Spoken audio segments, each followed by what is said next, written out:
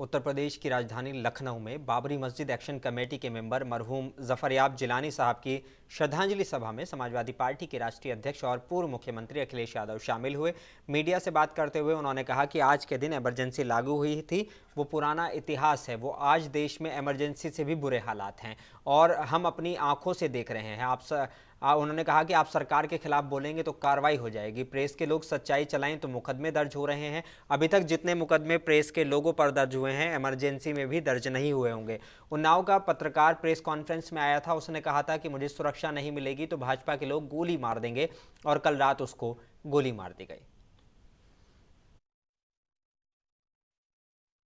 पैदा की गई थी इमरजेंसी के दिन, और आज ही के दिन इमरजेंसी लागू हुई थी। वो तो एक पुराना इतिहास है, लेकिन आज जो इमरजेंसी है, आज अगर आप बोलेंगे तो आपके खिलाफ कार्रवाई हो जाएगी। आज इमरजेंसी ऐसी है कि आपको सच्चाई आप तक नहीं पहुंचेगी।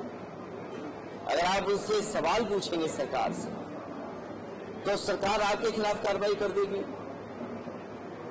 कोई न्याय की उम्मीद नहीं कर सकता इस सरकार पर।